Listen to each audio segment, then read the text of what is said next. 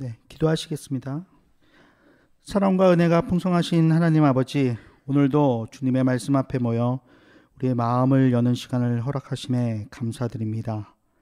이 자리에 함께한 모든 성도들이 주님의 음성을 듣고 마음속에 새기는 시간이 되기를 간구합니다. 주님, 우리의 마음과 생각을 정결케 하셔서 오직 주님의 뜻만을 구하게 하옵소서. 오늘 나누게 될 말씀을 통해 주님의 뜻을 깨닫게 하시고 그 깨달음을 우리의 행동으로 이어갈 용기와 지혜를 허락하여 주옵소서. 주님께서 이 시간을 온전히 주관하여 주시기를 간절히 소망하며 이 모든 말씀 우리 주 예수 그리스도의 이름으로 기도드렸습니다. 아멘. 사랑하는 형제자매 여러분, 어색합니다. 사실 한 주간 평안하셨는지요? 제가 지금 이런 인사 말씀을 드리고는 있지만 오늘 그 주일에는 좀 참 맞지 않은 인사말 같습니다. 아시다시피 지난 수요일 밤에 그 비상계엄이 선포되는 사태가 발생하였고, 그나마 의회가 나름 긴급하게 대응해서 계엄이 선포된 지 얼마 안 돼서 해제된 것은 그나마 다행이라고 생각됩니다. 그럼에도 불구하고 물론 지금 상황이 그렇게 녹록지는 않기 때문에 여전히 저나 여러분 또 국민 모두가 불안해하고 있는 것도 사실인 것 같습니다. 오늘 설교는 이런 상황을 고려하여 의도하여 준비하지는 않았지만 오늘 나눌 문화 비유 말씀의 의미가 어쩌면 이런 상황에 대해 우리에게 깊은 통찰을 주는 것 같습니다. 말씀은 아까 저희가 다 읽어봤기 때문에 이 문화 비유의 내용을 좀 아실 거라고 생각하고 몇 가지 질문을 가지고서 오늘 설교를 하고자 합니다. 오늘 본문의 내용이 어떠셨나요? 이 문화 비유를 잘 아시는 분들도 있으시겠지만 잘 모르시는 분들 중에 이 내용이 어디서 들어보신 것 같다는 생각을 해보신 적은 없으신가요? 사실 지금 이거 읽은 이 비유보다 좀 더 우리에게 익숙한 유사한 비유가 있습니다. 마태복음에 나옵니다. 마태복음 25장 14절에서 30절에 나오는 달란트 비유가 그것입니다. 문화 비유와 달란트 비유는 내용적으로는 세밀한 부분에서는 차이가 있습니다. 하지만 큰 틀에서는 전반적인 내용이 매우 유사합니다. 이 두 비유 모두 여행을 떠나기 전에 주인은 종들에게 돈을 맡깁니다. 여행에서 돌아온 주인은 종들을 불러 결산을 합니다. 종들 중 둘은 주인의 돈을 이용해서 많은 이득을 남겼다고 얘기를 합니다. 하지만 세 번째 종은 맡은 돈을 감추어 두었다가 아무런 이득도 남기지 않고 그대로 돌려줍니다. 주인은 수완이 좋은 두 종에게 상을 주고 이익을 남기지 않은 세 번째 종에게는 맡긴 것을 빼앗습니다. 내용이 그렇습니다. 자, 두 비유는 무엇을 말하고 있는 것일까요? 문맥상 예수님의 종말론적 논의 중에 하나의 비유로 나오는 달란트 비유는 전통적으로 예수님 재림할 때까지 주님이 주신 임무를 성실히 그리고 신실하게 수행하라는 것으로 해석합니다. 문화 비유 역시 달란트 비유와 크게 다르지 않게 대부분의 사람들은 전통적으로 예수님이 심판을 위해 다시 오신다는 비유로 해석하곤 합니다. 하지만 저에게는 문화 비유에 대한 기존의 전통적인 해석에 선뜻 동의되지 않는 불편한 부분들이 좀 있습니다. 하나는 누가복음 앞뒤 문맥상 문화 비유가 과연 예수님의 종말론적 논의의 하나로 볼 근거가 있는가 하는 것입니다. 제가 보기에는 없어 보입니다. 이 때문에 예수님이 심판을 위해 다시 오신다는 기존 해석이 과연 타당한 것일까 하는 것입니다. 그리고 또 다른 불편한 부분은 문화 비유에서는 엄하다고 표현되는, 그렇지만 보기에 따라서는 악랄하게 느껴지는 주인이자 귀인을 과연 예수님으로 해석하는 것이 타당할까 하는 것입니다. 이 두 가지 불편한 부분을 하나씩 살펴보겠습니다. 먼저 문화 비유의 전체적인 문맥을 살펴보면 앞에서 우리가 잘 아는 삭개오 이야기가 나오고 문화 비유 그 뒤에는 예수님이 예루살렘으로 입성하는 이야기가 연계돼서 나옵니다. 그렇다면 앞뒤 문맥상 문화 비유를 예수님의 종말론 논의와 연결하기보다는 오히려 삭개오 이야기를 통해 전달하려는 어떤 메시지와 관련된 비유로 보는 것이 보다 설득력 있어 보입니다. 본문에 그들이 이 말씀을 듣고 있을 때 비유를 더하여 말씀하시니 이라는 구절을 그런 의미로 받아들일 수 있습니다. 그렇다면 삭개오 이야기를 통해 전달하고자 하는 바는 무엇일까요? 관련 핵심 본문을 제가 읽어보도록 하겠습니다. 삭개오가 서서 주께 여짜오되 주여 보시옵소서 내 소유의 절반을 가난한 자들에게 주겠사오며 만일 누구의 것을 속여 빼앗은 일이 있으면 내 갑절이나 갚겠나이다. 예수께서 이르시되 오늘 구원이 이 집에 이르렀으니 이 사람도 아브라함의 자손임이로다. 인자가 온 것은 잃어버린 자를 찾아 구원하려 함이니라. 결국 삭개오 이야기는 부의 올바른 사용과 구원을 연결시키고 있습니다. 그리고 문화비유가 시작되는 19장 11절도 한번 살펴보시겠습니다. 그들이 이 말씀을 듣고 있을 때 비유를 더하여 말씀하시니 이는 자기가 예루살렘에 가까이 오셨고 그들은 하나님의 나라가 당장에 나타난 줄로 생각함이더라. 이 구절을 보면 하나님 나라가 당시 유대인이 기대했던 나라가 아니라는 것을 의미하고 있음을 알 수 있습니다. 다시 이를 삭개오 이야기와 연결해 보면 결국 문화비유는 삭개오의 구원과 당시 유대인이 기대한 나라가 아닌 예수님이 말씀하고자 하는 진정한 하나님 나라를 연결하여 해석하는 것이 문맥상 자연스러운 해석이 아닌가 싶습니다. 다음으로 문화비유의 귀인 혹은 주인을 기존 전통적인 해석에서 제시하듯이 예수님으로 보는 것이 과연 타당한지를 살펴보도록 하겠습니다.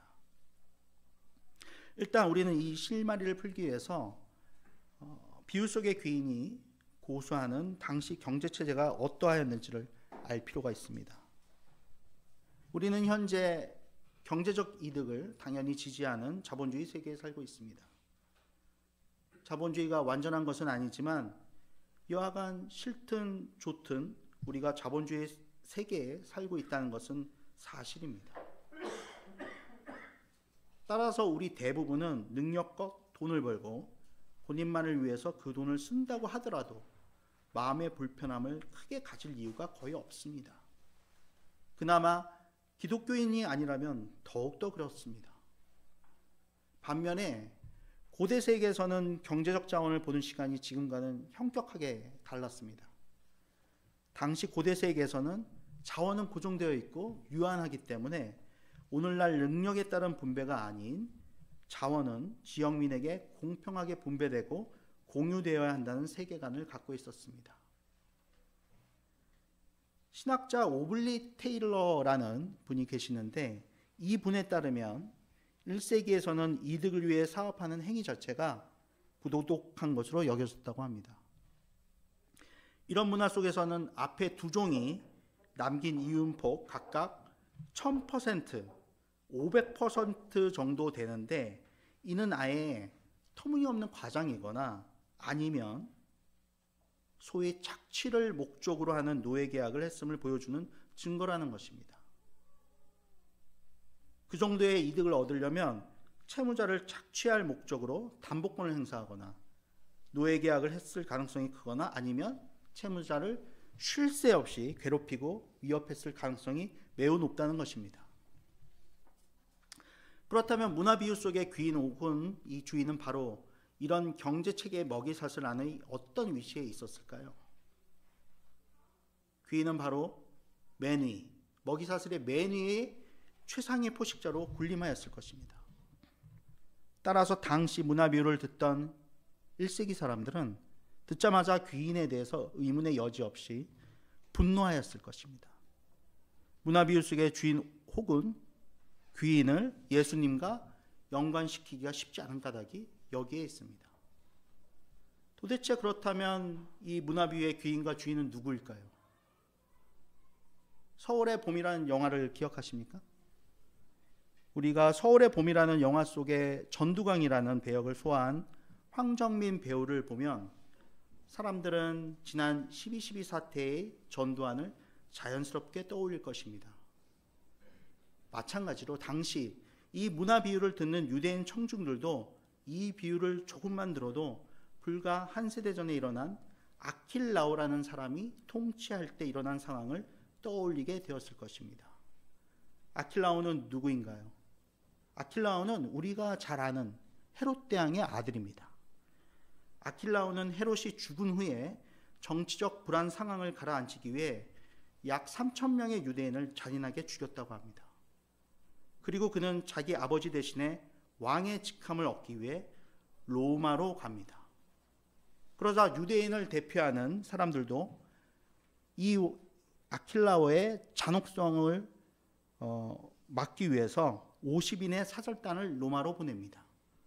아킬라오는 로마로 가는 여정을 시작하기 전에 자신의 성과 보물들을 자기 관리들에게 맡깁니다.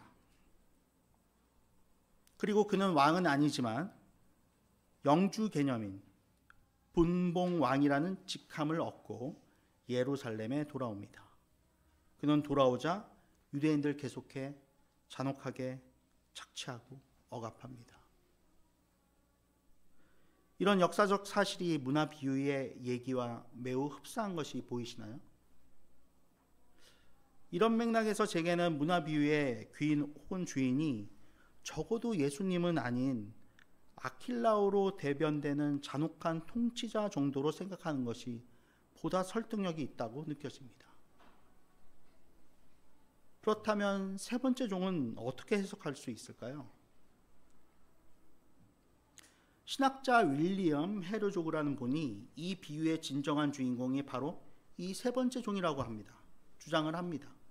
세 번째 종은 부도덕한 체계에 저항하며 훌륭하게 처신했다는 것입니다. 다른 사람을 착취하는 일에 동참하지 않았기 때문이라는 것입니다. 그는 비록 미약하지만 그가 할 수 있는 범위 내에서 선한 착한 일을 용기를 내어 결단하고 실천하였다는 겁니다. 결국 문화 비유는 억압적인 체제 내에서 생존에 대한 단순한 설명이 아닌 그 너머 다가오는 진정한 하나님 나라를 제시한 것으로 볼 수 있습니다. 예수님은 로마 제국의 위용처럼 폭력을 행사해서라도 그들이 기대한 나라를 세우고자 한 그 당시 유대 민족주의의 어리석음을 통렬히 지적하신 것입니다. 그리고 세 번째 종의 모습을 통해 예수님은 우리 각자가 처한 바로 그 현장, 그 현실 속에서 하나님의 나라의 통치 원리인 사랑과 공의, 정의를 한 걸음 한 걸음씩 구현해내는 것이 진정한 하나님의 나라라고 말씀하시고 있는 것입니다. 사랑하는 성도 여러분, 이 문화 비유 속에 세 번째 종과 비교할 때 우리 자신은 어떤가요? 회사에서 윗사람이 하라고 해서 혹은 남들도 다 그렇게 한다고 스스로를 속이면서 마음에 약간의 불편함은 있지만 질끈 눈 감고 넘어가는 일들은 없으신가요? 저는 솔직히 많습니다. 악인은 뭔가 특별하거나 나와 다른 이가 아니라 아무 생각 없이 행동하는 우리 자신과 같은 평범한 사람들일 수 있습니다. 세월호나 이태원 참사와 관련된 이들도 유별난 이들이 아니었습니다.